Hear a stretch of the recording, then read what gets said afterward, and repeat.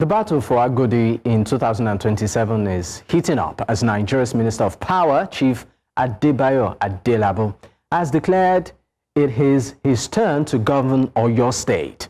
In a viral video, Adelabu adopted President Bola Tinubu's slogan, "Emilo Khan, it's my turn," telling APC stakeholders he has paid his dues after two failed attempts against Governor Seyi Makinde, a former deputy governor of the central bank. Adelabu insists 2027 will be his moment, calling on party leaders to unite and rally behind him in the mission to reclaim Oyo from the PDP. Well, joining me at this time to discuss this is Bolaji Tunji. Is the essay on strategic communications and media relations to the Minister of Power, Chief Adebayo Adelabu. Thank you for your time. Thank you. Compliments of the season. I wish you the same. Thank you. All right. The Minister of Power, Chief Adelabu said that, it's my turn, it's my time. And for some residents of Oyo State, they're like asking, why should that be? Why? You see, let me just say something.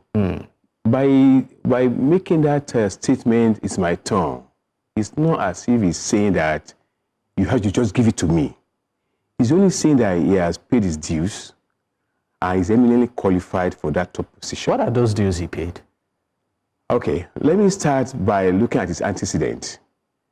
Career-wise, he was a former deputy governor of the Central Bank of Nigeria, and prior to that, he had held other various positions, even in Oyo State. He was chairman of Oyo State Security Trust Fund, and he did very well when he was there. In fact, that was the time we had CCTV in some black spots around Oyo State. He was instrumental into bringing certain development to the Adebayo Technical University. And apart from that, he also contested in 2019 on the platform of the APC. He was expected to win because he was expected to win. He was popular. Unfortunately, it didn't happen the way we wanted. So what happened? Well, when a party is going to win or lose an election, there are certain factors that are involved. And the major one is, what is the situation in that party? Is the party united? We had a problem with the APC in 2019. The party was fractionalized, We had a unity group that were giving us, that decided that they were going to go on their own. Then at a stage, the former governor of Oyo State then, Akala, also wanted to contest, and he went to another party, ADP or so, and he wanted to contest until the last minute when he was now prevailed upon to support Adelabu. So because of that, it affected the chances of Adelabu at that election. Normally, like I said, if a party is going to win an election, it must go into an election in a unified manner. But he also did contest again in 2023. I mean, Oyo State is known to not give governors a second term. Yeah. But Seyi Makinde did win a second term. But so what happened? Seyi Makinde did second term because someone had laid a precedent for that, and that was Ajimobi. That had never happened in the history of Oyo State. Ajimobi did the second term. And because Ajimobi had opened the way, it was really easy for Seyi Makinde to do it.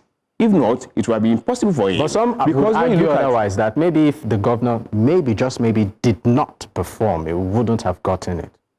Do you think his winning was based on performance? When people talk about performance, I keep on laughing and wondering where they got this performance. Yeah, he did a little bit he could do, but you see, most of the projects that are said to have been done by Seyi Makinde were Ajimobi's legacies, projects that Ajimobi started.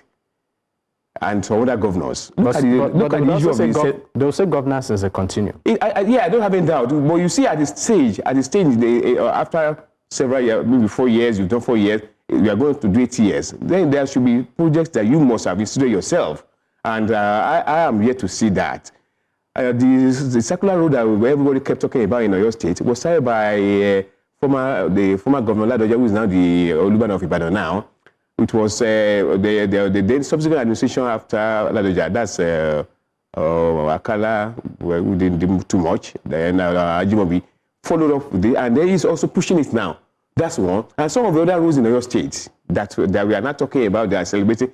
So these are rules that were started by other administrations. You know, so we are looking at the governor that will now that are expected to have. Okay, you are doing some things that other had started. You want to complete. Good. Governance is a continuous, you have already said. But the fact is that where are your own projects? Where are your what are the major landmarks that that's going to be a legacy of your tenure as governor? All right, I'm still going to take you on paying his dues. Yeah. Right. Currently, he still holds a position, and I'm talking about Chief Adelabu. Yeah, Mr. Adelabu. He's the Minister of Power. Yeah.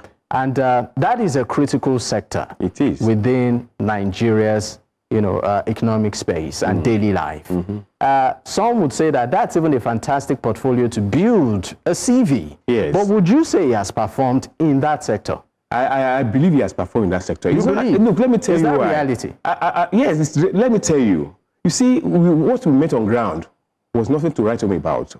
By the time we got in, that's 2023, when the administration of President Bola Tinubu got in, we had about 4,000 megawatts of electricity. Today, we have available power of about 6,000 megawatts. And apart from that, we also have... you said how many megawatts of electricity? We have 6,003 available megawatts, but we are presently about 5,008. Okay. Well, unfortunately now... Because I wanted to come... No, look, I'm going to give you facts. Okay. Yeah, because I'm with the minister. I work with the minister, and I know what's happening in the industry. Okay. I know what's happening in the ministry, Okay. You see, we have about 6,003 available. That's on demand. We can push it out. But you see, presently, we are doing about 5,008, 5,003, 5,005, 5,008. It fluctuates depending on demand. So, and I'm saying that when we got there, we had about 4,000 megawatts of electricity, and we are talking about additional 1,005, 1,008 megawatts of electricity. Now, let me bust your brain with this. In 1984, when this man, late Lukman, who was a former minister of power, was holding sway, Nigeria was celebrating 2,000 megawatts of electricity. From 1984 till 2023, we could only have 2,000 megawatts of electricity. 4,000. The only time we had an exception was a period during Governor Fashola, former Lagos Governor's tenure as Minister of Power, Fashola. We had about 5,000 or thereabout, over 5,000 megawatts of electricity that was pushed, but it was not sustainable. It dropped to about 4,000. So we met about 4,000 megawatts. Within a year and a half, or 2 years or thereabout, we were able to give Nigerians about 1,005 to 1,008 megawatts of electricity. And that is what I call progress. But compared to where we are coming from and what we are able to move in 2 years. Permit me to use the word. In theory, this sounds great, but in reality, because I can tell you categorically, there are areas today that are not celebrating Christmas with power. Yes, I agree. You know why? Why?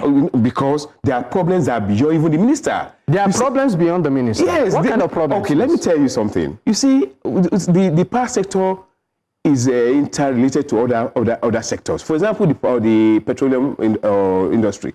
Most of the power generators plants that we have, they are thermal, they run on gas. Because generating power in Nigeria is basically in two areas. Through thermal or hydro. Hydro is water, and that's about 25% of what we push out. While thermal is 75%. That's gas. Now, we had a problem with gas, and which is under the Ministry of Petroleum. There was an explosion at in the Niger Delta, Scravos area, and there was vandalization of the gas pipeline. As a result, it stopped the gas that was supposed to go to some of these. When was this explosion and vandalization? Just a few weeks ago. That's why we are having this blackout now. That's why we are. And the minister has assured that work is ongoing. He had spoken with his counterpart, he has spoken with the people that are involved, and they are giving assurance that they will ensure that this thing is repaired. And they are actually on it now. And I can assure you that within the next few days, we are going to have power restored to what it was before. But unfortunately, these are beyond. It's not the minister. You see, the minister also depends. The Ministry of Power also depends on other ministries. Ministry of Petroleum Industry, like I said, for power. And if you are depending on them, there's nothing you can do. If they are not supplying gas to the thermal plant, what are we going to do? There's nothing the minister can do. I mean, before we leave this issue of power and go back to politics, I'm just going to ask one direct question. Okay. The minister has promised countless times that Nigerians will enjoy uninterrupted power supply. Yeah. He has said it with so much confidence that it's so thick that one can cut through it.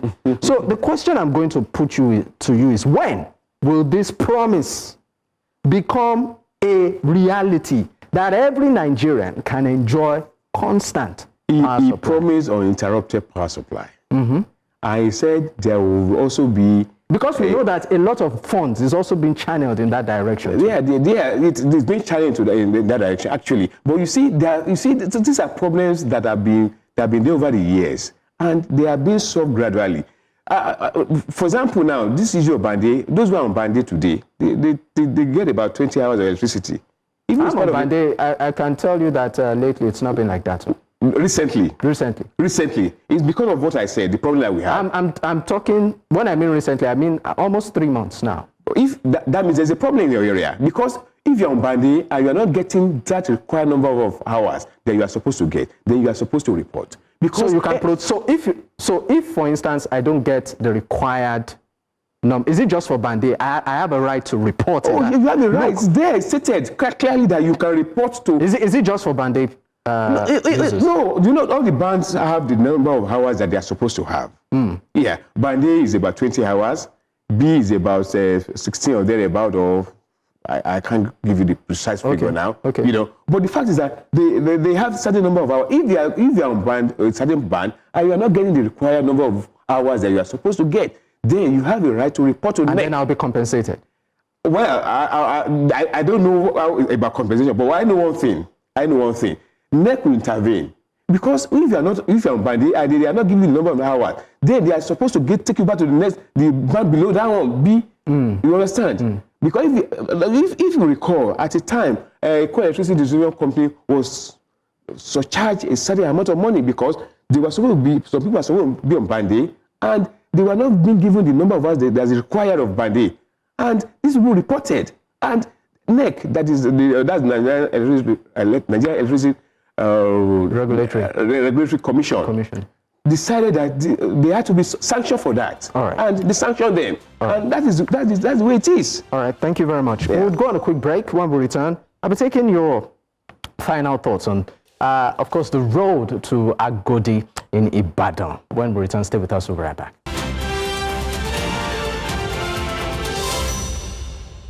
I still have Bolaji Tunji's, the essay on strategic communications and media relations to the Minister of Power, Chief Adebayo Adelabu. Thank you for staying with me. I will just have a few minutes to wrap up, but I'm going to just put this to you directly. The governorship race in Ibadan, just around the corner. Why do you think, what does Chief Adelabu really have to offer for the people of Ibadan that Governor Seyi Makinde has not already done? You see, when you talk about Governor Seyi Makinde, you can't compare the two of them. Governor Seyi Makinde was lucky to be the governor of your state. Lucky? Yeah, I'm telling you, he was lucky. Why? In 2019, I told you what led to his election being as the governor of the state. There was a problem in the Oyo APC there. We had a lot of people taken off from the APC going to other parties. I told you about former Governor Adebayo Adelabu. I told you of the unity group and all those things. They left the party. And when the party is dismembered like that, there's no way they will lose. That was what he capitalized on. And that is exactly what Seyi Makinde felt was going to happen again. Unfortunately, he's been disappointed because of the fact that the APC is coming together. And that's why we could see him attacking Adelabu, talking about capacity. What does he mean by capacity? Is he going to compare himself to Adelabu in terms of pedigree, in terms of the achievement? Adelabu was a former CBN governor. He was executive director of First Bank before he became a CBN governor. He had a lot of investment in Oyo State. But Makinde never did anything like that. He never had any major experience that we can talk about. But Seyi Makinde said he made $1 million at the age of 29. Excuse me, $1 million at the age of 29. From which company? Well, Macron. He said Macron. He said a project. He said so. He said anybody can say that. I'm not disputing that. Someone can give you a contract. It's a businessman. But you see, what has his antecedent in terms of going through a process of tutelage, in terms of experience, what does he have? He doesn't have that. When he worked with he claimed to have worked with certain international organizations. They are not named. And then he started Macron in 1997 or thereabout. That Macron is the company that he has, engineering company. By the time Seyi Makinde was becoming governor of Oyo State, most of the workers in Macron were protesting because they were not being paid salary. So what antecedent is he talking about? He's not talking about Adelabu, who has a lot of business in Oyo State. A lot of business in Oyo State, who had proved himself as the CBN deputy governor without any problem. All right. He was Adelabu was with this man that was the former central bank governor. They were together. That is under trial now. All right. And there was no problem. They did call him to come. I'm afraid, but we need to go. Okay. Thank you so much. I'm sure that this conversation will definitely continue going into the election season, in Oyo State. But thank you so much for your time. Mr. Bolaji Tunji is of course, SC on Strategic Communication and Media Relations to the Minister of Power, Chief Adelabu. Once again, thank you for your time, sir. Thank you very much.